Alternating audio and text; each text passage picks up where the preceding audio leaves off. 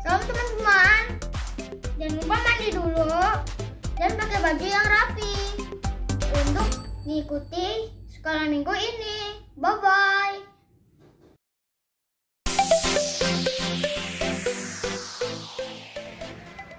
Teman-teman tidak boleh sambil tiduran dan main-main ya saat beribadah sekolah minggu. Bye-bye.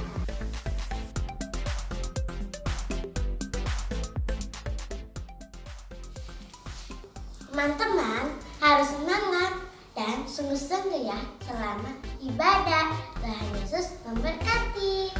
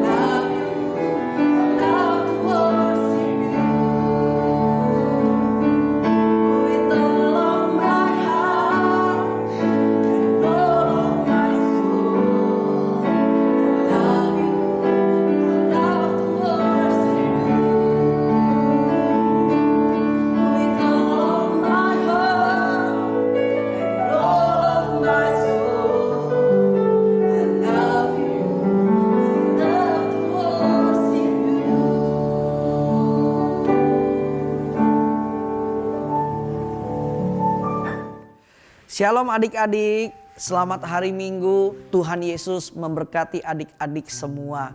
Kakak senang sekali bisa berjumpa dengan adik-adik dalam ibadah sekolah minggu online di hari ini. Nah, ayo sama-sama kita siapkan hati kita untuk kita mendengar apa yang menjadi pesan Tuhan bagi kita semua. Sebelumnya kakak ajak kita tundukkan kepala, kita berdoa lebih dulu. Yuk ikuti kakak berdoa. Tuhan Yesus yang baik, terima kasih ya untuk kasih setiamu dalam hidup kami. Tuhan Yesus, hari ini kami mau mendengar firman-Mu. Tuhan, berkati kami ya lewat firman-Mu. Tuhan, kami janji kami mau duduk manis, sungguh-sungguh mendengar firman-Mu. Roh Kudus, urapi kami semua ya. Urapi Kak Christian yang akan bercerita. Di dalam nama Tuhan Yesus kami berdoa. Haleluya. Amin. Nah, hari ini kakak mau cerita tentang seorang yang bernama Yusuf. Nanti adik-adik di rumah baca ya di dalam Alkitab Kejadian 37 sampai Kejadian pasal yang ke-50. Nah, kita mau belajar hari ini dengan satu tujuan supaya kita bisa menjadi anak-anak yang tetap rendah hati dan menguasai diri kita ketika kita menghadapi situasi yang sulit, keadaan yang tidak enak dalam hidup kita. Nah, kita mau belajar dari kisahnya Yusuf. Yusuf adalah seorang anak pada waktu itu usianya masih sangat muda dan dia punya saudara-saudara yang lain. Dan pada waktu itu Alkitab menceritakan bahwa papahnya Yusuf yang bernama Yakub itu sangat mencintai Yusuf lebih dari saudara-saudaranya yang lain. Sehingga saudara-saudaranya Yusuf menjadi iri hati, menjadi cemburu kepada Yusuf. Ditambah lagi satu kali Yusuf bermimpi dan dia menceritakan mimpinya itu kepada saudara-saudaranya dan termasuk kepada ayahnya pada waktu itu. Apa sih yang Yusuf mimpikan? Nah, Yusuf bermimpi bahwa dia melihat sesuatu, mereka sedang ada di ladang mengikat berkas-berkas gandum. Lalu bangkitlah berkasku dan tegak berdiri. Kemudian datanglah berkas-berkas kamu sekalian mengelilingi dan sujud menyembah kepada berkasku itu. Nah, berkas-berkas itu berbicara saudara-saudaranya Yusuf. Dan Yusuf juga menjadi berkas gandum. Dan berkasnya Yusuf itu tegak berdiri. Lalu berkas-berkas saudaranya itu nunduk di hadapan Yusuf. Artinya bahwa Yusuf mendapatkan mimpi bahwa satu hari kelak nanti saudara-saudaranya akan tunduk kepada Yusuf dan menyembah Yusuf. Nah, kemudian mimpi yang lain ceritanya juga kurang lebih sama adik-adik.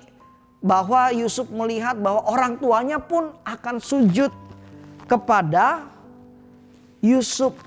Nah, setelah mendengar mimpinya Yusuf ini, saudara-saudaranya Yusuf semakin lagi benci kepada Yusuf. Sehingga saudara-saudaranya Yusuf mempunyai niat jahat kepada Yusuf. Dan apa yang terjadi? Pada satu kali Yusuf ditangkap oleh saudara-saudaranya, diikat, lalu dibuang ke dalam sumur. Aduh, tempat yang gak enak sumur itu. Sumur kering, tempat yang lembab, panas, udaranya terbatas. Tetapi gak lama setelah itu saudara-saudaranya yang lain mereka berpikir kembali untuk mengangkat Yusuf kemudian dijual kepada seorang kafilah pada waktu itu yang sedang lewat. Dijual, lalu dijadikan budak. Aduh adik-adik, budak itu dalam tanda petik artinya adalah seperti pembantu atau pesuruh. Nah, Yusuf pada waktu itu tinggal di sebuah rumah dari kepala istana yang bernama Potifar. Dan Yusuf menjadi pembantu di sana. Pembantu dalam tanda petik itu berbicara posisinya sangat rendah. Disuruh-suruh. Pokoknya apapun juga yang disuruh oleh majikannya, Yusuf harus melakukannya. Ngapain aja sih jadi budak pada waktu itu? Wah, macem-macem. Suruh nyapu, suruh ngepel, suruh lap kaca, lap barang-barang, suruh beli makanan, suruh jagain rumah, suruh apa lagi, macem-macem. Dan Yusuf harus lakukan itu adik-adik. Sesuatu yang gak enak, sesuatu yang susah, sesuatu yang sulit. Betul gak? Nah, bukan cuma terjadi itu aja, tapi juga nih satu kali Yusuf difitnah oleh istrinya Potifar, tuan rumahnya. Difitnah. Yusuf difitnah bahwa telah berbuat jahat kepada istrinya Potifar. Karena pada waktu itu istrinya Potifar suka nih sama Yusuf. Lalu dia mencoba mengganggu Yusuf untuk bisa dekat dengan Yusuf. Tapi Yusuf menolak. Yusuf tidak mau melakukan hal itu karena itu adalah dosa di mata Tuhan. Karena Yusuf menolak, istrinya Potifar marah lalu memfitnah Yusuf berbuat kejahatan terhadap istrinya Potifar. Sehingga Yusuf dimasukkan ke dalam penjara oleh Potifar. Sesuatu yang lebih tidak enak lagi. Sesuatu yang lebih menyedihkan lagi. Kalau tadi jadi budak udah susah, betul nggak? Kerja apa aja, tidurnya kurang, makannya sedikit tapi kita harus kerjain apa aja, capek banget. Sekarang dimasukin ke dalam penjara, lebih susah lagi. Di dalam penjara kita dikurung, dikerangkeng, tempatnya gelap, makanannya terbatas, minumannya terbatas dan gak bisa kemana-mana. Nah, betul gak? Sama kan seperti kita hari-hari ini. Dalam situasi COVID-19, PSBB, kita gak boleh kemana-mana. Hanya di rumah aja. Kita belum boleh ke gereja, belum boleh ke sekolah, belum boleh kemana-mana secara bebas. Betul gak? Yusuf waktu itu mengalami lebih susah lagi. Dia masuk di dalam penjara, dikurung. Dan yang luar biasa, dalam keadaan yang susah, Yusuf disakiti, Yusuf dibuang ke sumur, Yusuf dijual sebagai budak, Yusuf dimasukkan ke dalam penjara. Yusuf tetap rendah hati loh. Yusuf tetap sabar loh. Yusuf tetap sukacita loh. Yusuf tidak marah sama saudara-saudaranya. Yusuf tidak benci kepada saudara-saudaranya. Yusuf tidak marah kepada istrinya Potifar ketika dia memfitnah Yusuf.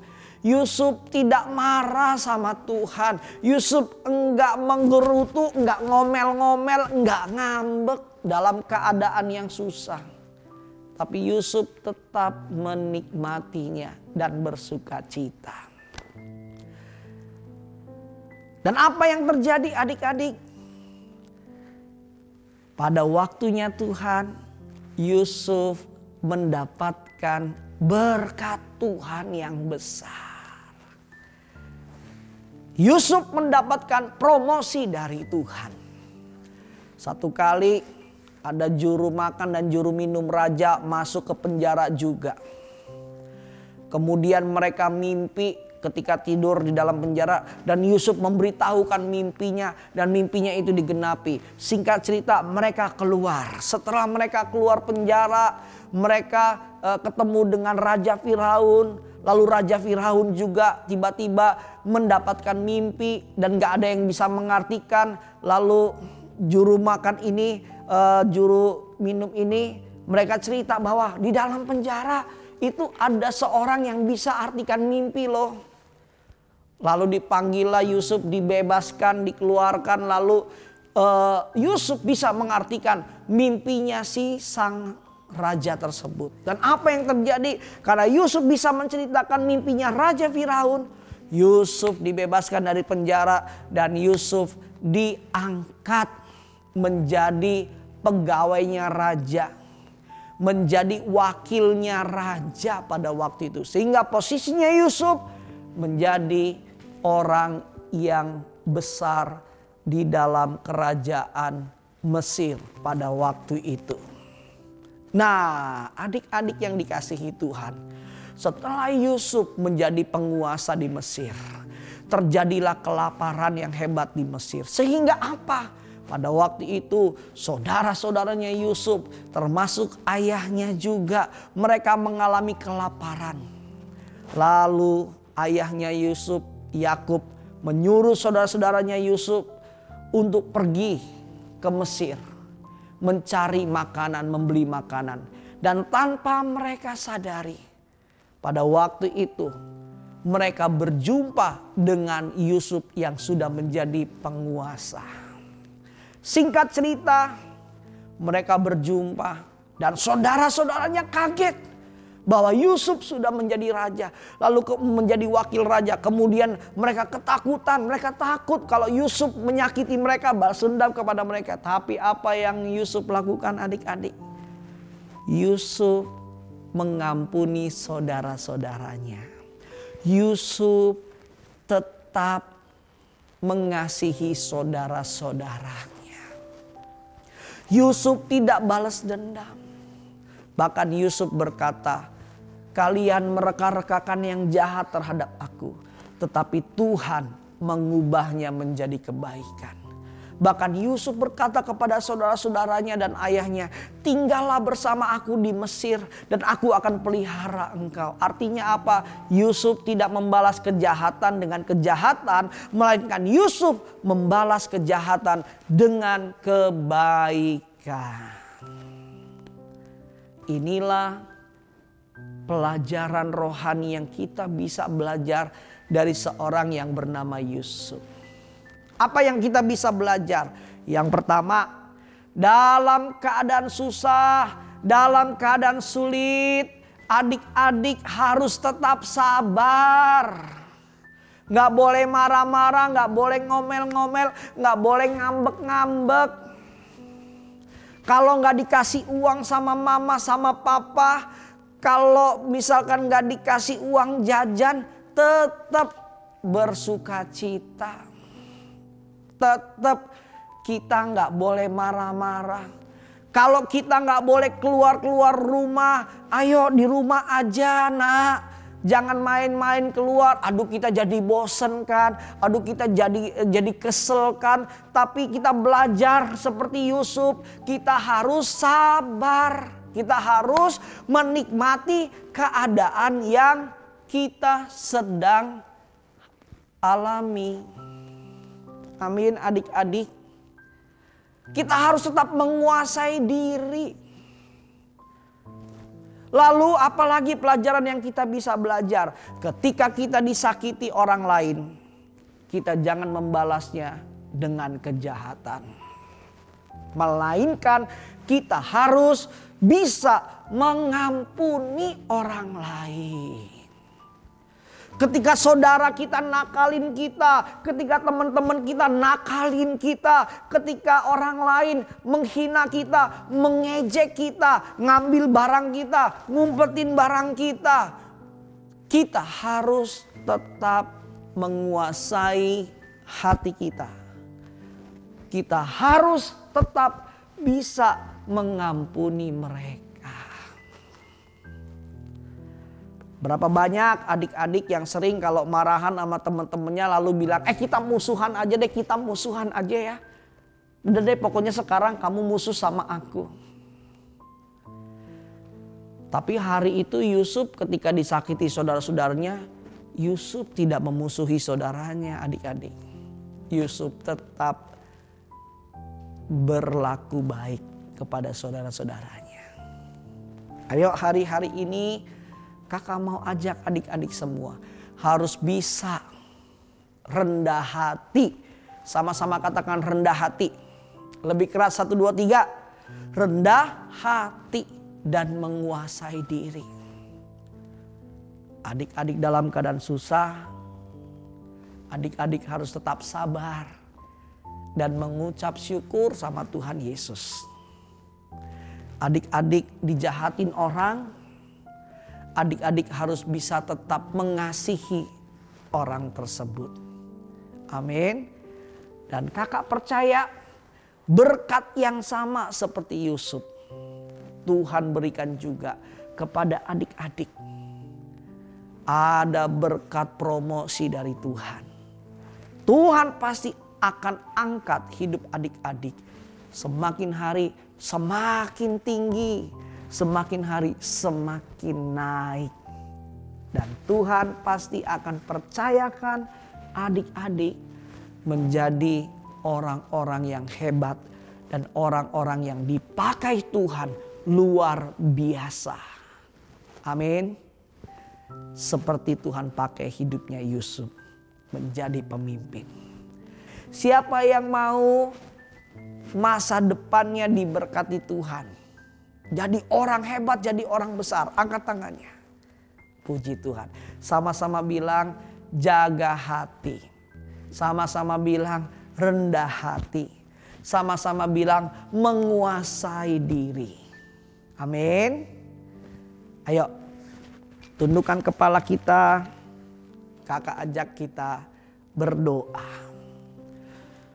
Tuhan Yesus, terima kasih untuk cerita firman-Mu hari ini.